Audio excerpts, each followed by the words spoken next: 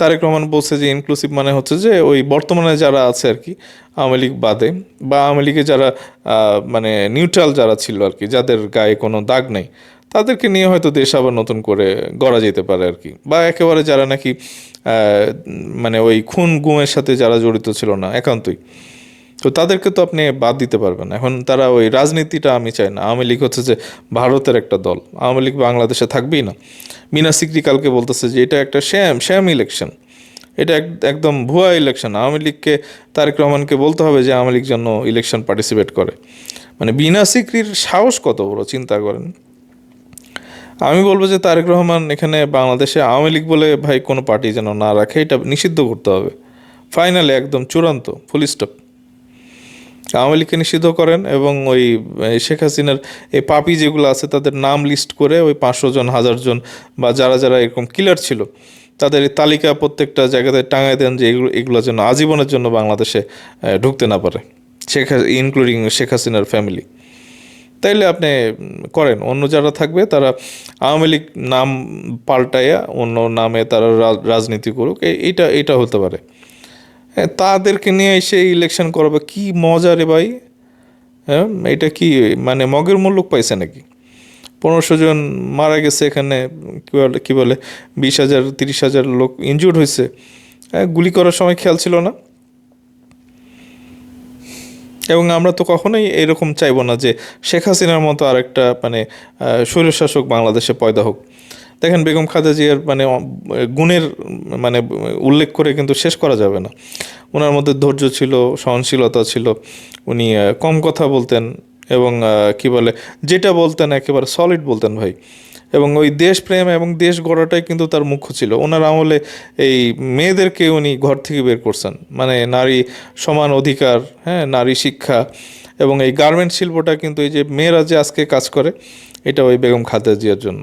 মানে ওনার সময় কিন্তু ভ্যাট যেটা ছিল আর কি, হ্যাঁ, ভ্যালু অ্যাডেড ট্যাক্স আর কি, সাইফুর রহমানকে দিয়ে এটা উনি ইন্ট্রোডিউস করছেন। এবং এক জায়গাতে সাইফুর রহমানকে আমি বলতে শুনছিলাম যে খরচ বেড়ে যাচ্ছে প্রত্যেকটা ফ্যামিলির মধ্যে, এটা নিয়েও শেখ হাসিনা ওই সময় আন্দোলন করতেছিল, আলু পটল নিয়ে মিছিল করতো আর কি, যে বাজারে সব কিছুর দাম টাম বেড়ে যাচ্ছে। তো সাইফুর রহমান একটা কথা বলছিল যে দেখো, আমি এগুলোর একটা পজিটিভ জিনিস আছে যে জিনিসপত্র যদি একটু দাম বাড়ে, তাহলে এখন কি হচ্ছে যে ওই সময়ের কথা বলতেছি যে একটা পুরুষ ইনকাম করে আর ওয়াইফও মানে ঘরের কাজ করে এবং বাচ্চা কাচ্চা যারা মানে কি বলে সবাই মানে নিজেরা আত্মনির্ভরশীল না আর কি, সবাই ওই পুরুষটার উপরে ডিপেন্ডেন্ট।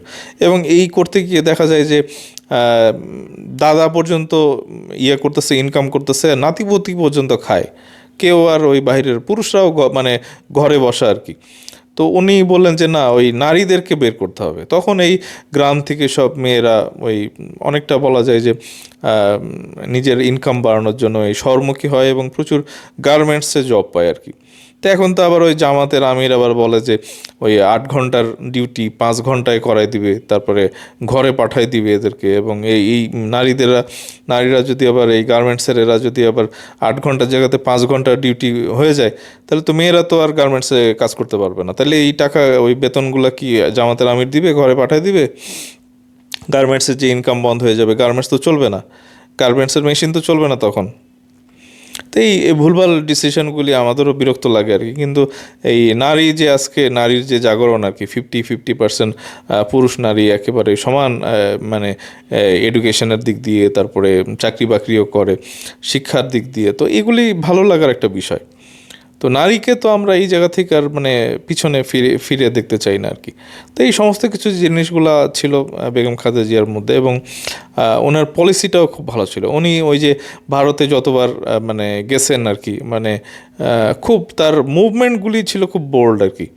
ওখানকার প্রধানমন্ত্রী কে কে যে ছিল আর কি, মানে মনে হয় যে খালেদা জিয়া ভারতের প্রধানমন্ত্রী আর ওরা হচ্ছে যে বাংলাদেশের প্রধানমন্ত্রী। তো এইসব জিনিস আসলে তারা সহ্য করতে পারে নাই বলেই তাকে ওই শাস্তি দিয়েছে আর কি। মানে শাস্তি মানে কি, যে অন্যায়ভাবে জেলে রাখছে, কেস ফাইল করেছে, এইসব জিনিস। এবং বেগম খালেদা জিয়ার মানে সবচেয়ে বড় যেই গুণ সেটা হচ্ছে যে শেখ হাসিনার নামে কিন্তু উনি এতটা শেখ হাসিনা যেভাবে ওনাকে মানে বিষোদ্গার করছে আর কি, ওনাকে হেয় করছে, মানে বাসাতে যখন ওই ক্যান্টনমেন্টের বাড়ি থেকে বিদায় করে দেওয়া হয়, ওনার বাড়ির মধ্যে ওই মদ লুকায় রাখছিল। এবং শেখ হাসিনার সব ভাইরাল আর কি ভিডিও ছড়াছড়ি সোশ্যাল মিডিয়াতে। সেখানে শেখ হাসিনা বলতেছে যে লিভার নষ্ট হয়ে যায় কিসের জন্য, এটা কি বলতে হবে, এটা কি আমাকে দিয়ে, আমি তো বলতে পারবো না, মানে বোঝাচ্ছে যে মদ খায় লিভার নষ্ট করছে বেগম খালেদা জিয়া। তো আমরা তো আজকে দেখলাম যে কোটি মানুষের জমায়েত আর কি, তো ওই শেখ হাসিনার মাটি কি বাংলাদেশে পাবে? মানে এটা একটা মিলিয়ন ডলার কোশ্চেন ভাই। শেখ হাসিনার কবর কি মানে বাংলাদেশে তার কি মাটি কপালে জুটবে? মানে আপনারা কমেন্টে বলবেন আর কি, কারণ শেখ মুজিবের সময় আমরা দেখছি যে কয়জন জানাজায় ছিলেন আর কি, এবং আমরা জিয়াউর রহমানের জানাজাও দেখলাম এবং বেগম খালেদা জিয়ার জানাজাও দেখলাম, এবং স্বতঃস্ফূর্তভাবে আমি তো মনে করবো যে এখানে হয়তো অনেকে ভালো যে আওয়ামী লীগ করা যে মানুষগুলো তারাও হয়তো গেছেন আর কি। এবং এত ভালোবাসা, মানে একটা বয়স্ক একটা বৃদ্ধাকে দেখলাম আর কি সোশ্যাল মিডিয়াতে ঘুরতেছে, বেগম খালেদা জিয়ার পোস্টার উনি ধরে চুমু খাচ্ছেন আর কি, যে আমি একটু দেখবো, আহারে উনি চলে গেলে আমি চলে গেল আমি কিভাবে, মানে এই যে আহাজারি। এবং আরেকটা বৃদ্ধাকে দেখলাম কাঁদতেছেন আর কি, বগুড়ার সম্ভবত। তো উনি বলতেছেন যে এই বয়স্ক এই মহিলাটাকে বেগম খালেদা জিয়া নাকি একবার ডেকে নিজ হাতে নাকি খাওয়াই দিছিলেন আর কি। এবং পরে নাকি তারেক রহমানও ওই বৃদ্ধাকে ডেকে উনিও নাকি খাওয়াই দিছিলেন। তো এইসব নেতা পাবো কই বাংলাদেশে? নাহিদ ইসলামরা কি পারবে এই 18 মাসে, যে নাহিদ ইসলামরা যে দুর্নাম অপবাদ কামাইছে ভাই, মানে মানুষের এত বীর ছিল 5ই আগস্টের, বীর ছিল ভাই এক একটা। ওই কি বলে আবু সাইদ, যেই মুগ্ধ, তারা যেরকম বীর হয়ে আসছিল, এই নাহিদ ইসলামরা মানে সেরকম ছিল আর কি। এবং দেখেন এই সজীব ভুঁইয়া, মাহফুজ আলম, এরা এত টাকা পয়সা ইনকাম করছে, লোকজন এখন জানি না টাকা পয়সা ইনকাম করছে কিনা, বাট সোশ্যাল মিডিয়াতে ঘুরে বেড়াচ্ছে যে এরা ইলেকশন করে নাই কারণ ওই দিতে পারবে না, তথ্য দিতে পারবে না, বা তাদের এগেনস্টে এত দুর্নীতির করাপশনের চার্জ আছে। বাট আমি দেখলাম যে তারেক রহমানের ওখানে ওই সজীব ভুঁইয়া হয়তো গিয়েছিলেন, দেখা টেকা করছেন। তো দুর্নীতি করলে তো ভাই জায়গা হবে না, মানুষের ভালোবাসা পাবেন না। ওই আরব আমিরাতে, দুবাই, এইসব জায়গাতে মানে সম্পদ টম্পদ হবে, কিন্তু মানুষের ভালোবাসা পাবেন না আপনারা কেউ।